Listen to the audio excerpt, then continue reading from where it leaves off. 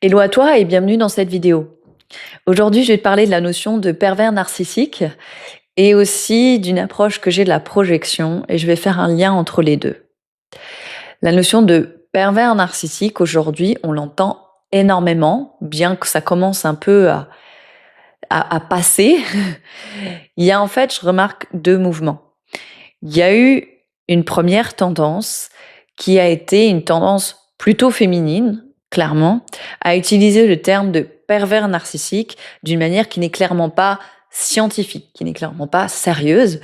J'ai écouté une vidéo récemment d'un psychologue que j'apprécie beaucoup et que je trouve très pertinent, qui mentionnait le fait que la perversion narcissique n'apparaît pas dans le DSM, donc le DSM qui est un manuel officiel sérieux qui répertorie l'ensemble des troubles mentaux, des troubles psychiques qui sont reconnus par la psychiatrie et la psychologie.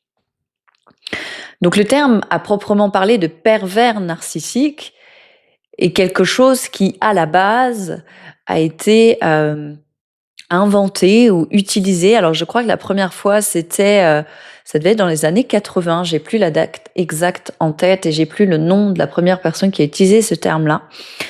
Mais toujours est-il que ça a été utilisé d'une manière qui a fait que le terme est devenu extrêmement galvaudé. Et ça, c'est un premier phénomène. Ce premier phénomène, c'est qu'il y a eu un abus de langage, il y a eu un excès de langage, c'est-à-dire que le terme pervers narcissique a été utilisé de manière excessive, de manière non scientifique, de manière non sérieuse, si je puis dire. C'est-à-dire qu'ont été taxés de pervers narcissiques toutes sortes d'hommes spécifiquement, parce qu'il y a quand même aussi des hommes qui parlent de leur ex perverse narcissique, mais on va quand même observer, en tout cas moi j'ai observé ça, que c'est majoritairement des femmes qui vont parler de pervers narcissiques. Il y a plusieurs phénomènes à voir là-dedans, mais celui sur lequel je voudrais appuyer aujourd'hui, c'est pour ça que le titre de la vidéo est pervers narcissique, et si c'était vrai, c'est qu'au-delà d'une mauvaise utilisation des mots, au-delà d'une ignorance ou d'une méconnaissance des termes psychologiques plus sérieux, je constate un autre phénomène aujourd'hui qui est arrivé en réponse à ce premier phénomène. Donc le premier phénomène, c'est il y a eu une montée en flèche de pervers narcissiques, si on en croit les dires d'une grande majorité de femmes, et beaucoup de femmes qui ont commencé à catégoriser leur ex ou leur conjoint de pervers narcissiques. Ça, c'est le premier phénomène. Donc une incompréhension ou une utilisation pas toujours juste de ces termes-là. Attention, je ne suis pas en train de dire que la perversion et le narcissisme n'existent pas.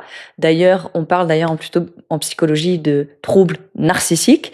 Je ne suis pas en train de dire que les comportements auxquels elle se réfère pour utiliser ces mots-là n'existent pas. Pas du tout. Je suis juste en train de dire qu'il y a eu une explosion de l'utilisation de ces mots-là. Et ce deuxième phénomène que j'observe, qui est plutôt du côté masculin pour le coup, qui est une sorte de réponse à je ne sais pas comment je pourrais le dire, cette accusation féminine, on va voir un deuxième phénomène qui est donc des personnes qui, de ce que j'observe, sont principalement d'origine masculine, qui vont commencer à dire « oui, bon, ben voilà, en fait, justement, les femmes ne comprennent pas ces termes-là, c'est pas sérieux, elles utilisent ça à tort et à travers, juste quand elles se sont fait larguer. » Ah, je trouve plus le mot. Oui, donc juste quand elles se sont fait larguer, ou juste quand elles sont tombées sur un mec qui veut pas d'elles, ou peu importe, dès que quelque chose ne leur plaît pas, les femmes utilisent ce terme à tout va et ça ne veut absolument rien dire. Et c'est très intéressant d'observer ces deux phénomènes. Pourquoi ? Parce qu'il y a un abus des deux côtés. Il y a un abus de langage du côté féminin qui utilise le terme pervers narcissique à tout va, sans savoir exactement de quoi on parle. Bien souvent, derrière, il y a une tentative d'essayer de se faire reconnaître dans la souffrance qui est vécue. C'est-à-dire, bien souvent, une femme ou un homme qui dit ça, souvent ce que j'entends, moi, en sous-jacent, c'est j'ai besoin d'être reconnue dans la souffrance que j'ai vécue. Cette personne-là n'a peut-être pas reconnu justement l'impact que ça a eu sur moi, l'impact que ses comportements ont eu sur moi, la souffrance que ça a généré. Donc quelque part, de mettre ces mots-là, c'est comme de dire, bon bah voilà, j'ai été en relation avec un monstre, donc ma souffrance va être publiquement reconnue et je vais obtenir cette reconnaissance que je n'ai pas eue. Donc souvent, il y a une quête de reconnaissance derrière ça. Donc, cet abus vient d'une quête de reconnaissance. Mais de l'autre côté, il y a aussi un abus. Pourquoi? Parce que une grande majorité d'hommes, et là j'observe vraiment des faits, que j'ai entendu tenir ce genre de propos, et qui d'ailleurs des fois se dédouanaient du fait que oui, mon ex, elle m'a dit que j'étais un pervers narcissique, comme toutes les femmes, elles disent tout ça, se dédouanaient de ça, et ben avaient précisément des comportements manipulateurs ou extrêmement narcissiques, et du coup justifiaient le fait que c'était pas vrai par cette mauvaise utilisation de cette terminologie par la gente féminine. Mais là aussi, il y a un abus, puisque même si le terme n'est pas utilisé de manière juste, même s'il est peut-être utilisé de manière abusive, il fait quand même probablement, et c'est souvent le cas, référence à de vrais comportements qui peuvent être abusifs, narcissiques, etc., ou pervers. Alors, ce que j'ai envie de dire quand même dans cette vidéo, c'est que nous avons tous et toutes des comportements pervers, des comportements narcissiques. Ce qui va faire la différence, c'est une question de degré. Et c'est aussi une question d'acte. C'est-à-dire, je peux avoir des comportements... Non, pardon, justement, c'est l'erreur. Je peux avoir une structure psychologique plutôt narcissique, mais pour autant poser des actes qui ne soient pas uniquement dictés par cette tendance narcissique. Je ne sais pas si vous voyez la distinction, elle est importante pour moi. C'est-à-dire que je peux avoir conscience d'une structure psychologique et d'une tendance que je peux avoir, qui pourrait me pousser à poser tel ou tel acte, mais je peux aussi développer des espaces de liberté qui font que je vais poser des actes qui sont posés depuis un espace autre que juste cette structure psychologique. Ça, c'est aussi important.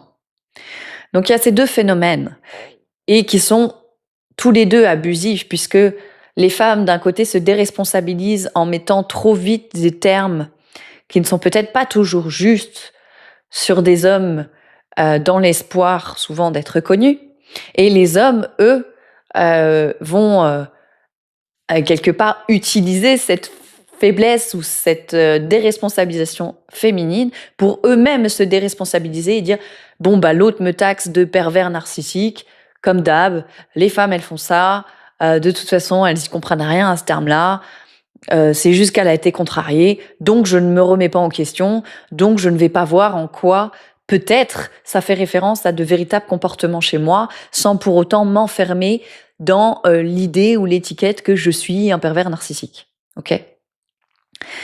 Et ces deux phénomènes, moi, m'amènent justement dans une réflexion que j'ai envie de te partager aujourd'hui, qui, moi, a changé ma vie, personnellement, que je trouve absolument fondamentale.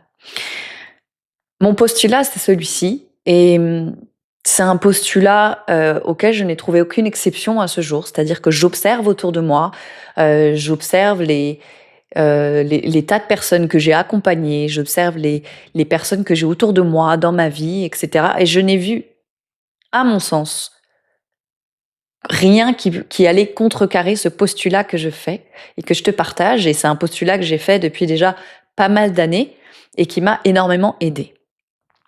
Ce postulat va aller un peu à l'encontre de ce qu'on entend dans le milieu du développement spirituel, personnel, etc. Puisque on entend souvent dans ces milieux-là la notion de projection. Donc tout le monde a bien compris aujourd'hui la notion de projection. Qu'est-ce que c'est une projection et comment ça fonctionne, en tout cas jusqu'à un certain point. On a bien compris, et d'ailleurs le fameux « ça t'appartient », que soi-même ou l'autre, on pouvait projeter des choses qui nous appartiennent sur l'autre ou sur quoi que ce soit, sur une surface de projection, parce que c'est pas forcément toujours un être humain. Là où pour moi on s'arrête trop tôt et où on se déresponsabilise encore, c'est que je suis absolument et intimement convaincue et persuadée que c'est impossible que l'autre projette quelque chose sur moi ou que je projette quelque chose sur l'autre qui ne le concerne absolument pas.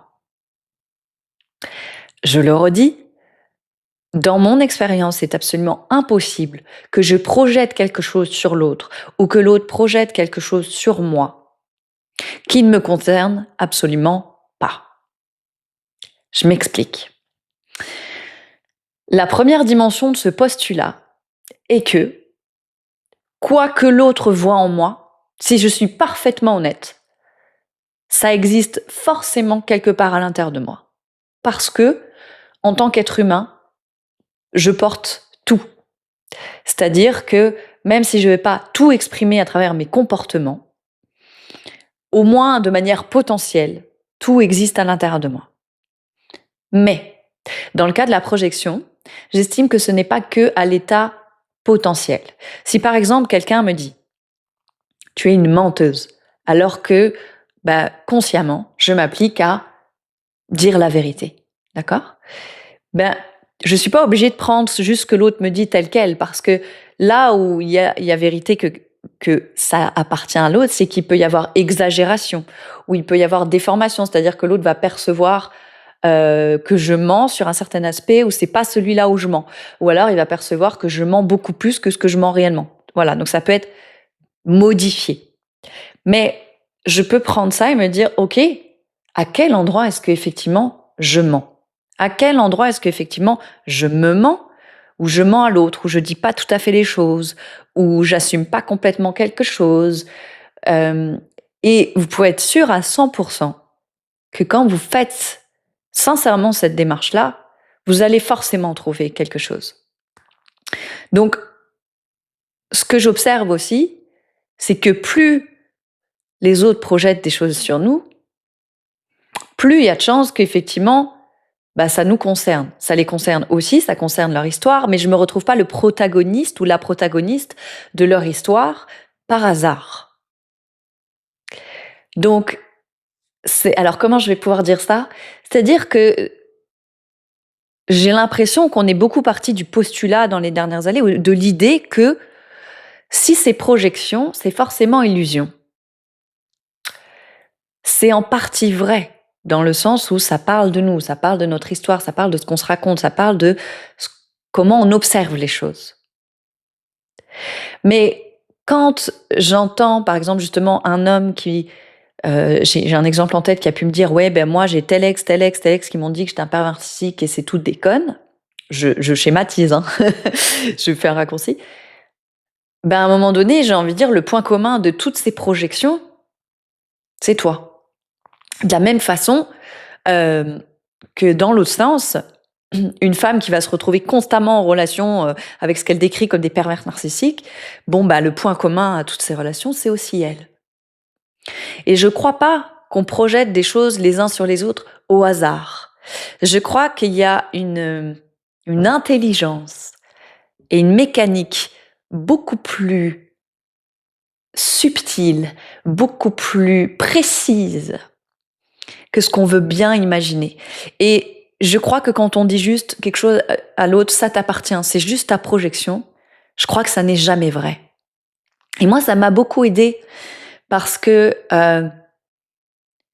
sans tomber dans la surresponsabilisation, je parle souvent de ce phénomène de surresponsabilisation, le fait de me dire, de partir du principe que ce que l'autre dit est vrai et doit être vrai quelque part, et je vais découvrir où, m'a permis de me découvrir à des tas d'endroits que je soupçonnais pas. C'est-à-dire, je vais partir du principe que la projection que l'autre fait sur moi est vraie. Je ne suis pas sa surface de projection par hasard. C'est sur moi que cette personne, elle projette ça, pas sur quelqu'un d'autre. Pourquoi ? Donc, pourquoi est-ce que moi, je permets cette projection ? En quoi j'ai ma responsabilité dans le fait de permettre cette projection ? Puisque quand on parle de projection, au sens littéral, il y a un écran sur lequel vient se mettre l'image. Donc pourquoi moi, dans cette situation, j'ai le rôle de cet écran-là? Ça marche toujours à deux. Et je trouve que ça aide beaucoup plus à grandir et à évoluer que justement de rester coincé juste dans c'est ma projection, c'est ta projection, ça ne me concerne pas, ça n'a rien à voir avec moi. Et alors ce qui est délicat, c'est que on dit bien, alors tel que le terme est utilisé aujourd'hui de pervers narcissique, que ce sont des profils de personnes qui ne vont pas se remettre en question. Donc, a priori, si vous êtes un vrai ou une vraie perverse narcissique, vous allez écouter cette vidéo, vous dire « Bah non, de toute façon, ça ne me concerne pas. » Mais j'ai quand même envie d'inviter, puisque pour moi, la notion de pervers narcissique n'existant pas vraiment, mais encore une fois, on a des degrés, chacun et chacune, de perversion et de narcissisme. J'ai envie de vous inviter à vous poser la question simplement sans nier, parce que je crois que la reconnaissance de la souffrance, elle est importante. D'ailleurs, souvent, ces hommes qui disent « Oui, bah moi, toutes mes ex m'ont taxé de pervers narcissique d'une manière abusive », ils ont envie qu'on reconnaisse aussi l'abus dont ils se sont sentis victimes. Donc, il y a toujours une histoire de reconnaissance là-dedans. Donc, en reconnaissant votre souffrance, en reconnaissant ce que vous avez vécu, vous pouvez toujours vous poser la question de « Mais qu'est-ce que ça dit de moi, ce que l'autre projette sur moi ?» Et encore une fois, je ne parle pas de se taper dessus, je ne parle pas de se surresponsabiliser et de faire de ce que l'autre me dit, des fois de manière exagérée ou de manière émotionnelle, une vérité, mais de partir du principe que en tout discours, il y a une vérité, dans une certaine mesure. Et moi, je me considère comme je sais pas, une enquêtrice de vérité. Et du coup, ce qui m'intéresse, c'est à quel endroit c'est vrai. Et à quel endroit ça l'est pas aussi. C'est-à-dire, qu'est-ce qui peut être justement potentiellement déformé, exagéré, biaisé en partie par le regard de l'autre, les émotions de l'autre, les transferts que l'autre fait. Mais à quel endroit la projection que l'autre fait sur moi parle de moi? Voilà. Ce sera tout pour aujourd'hui. Je pense que je vais essayer de faire une vidéo par semaine à partir de maintenant, que tu trouveras sur ma chaîne YouTube, sur Facebook, probablement sur l'ensemble de mes réseaux en fait. Et puis, si tu as des envies de thématiques, si tu as envie que je traite certaines thématiques, certains sujets, si tu as des questions précises, elles sont les bienvenues, elles sauront m'inspirer pour des prochaines vidéos. Et en attendant, je te dis à très bientôt.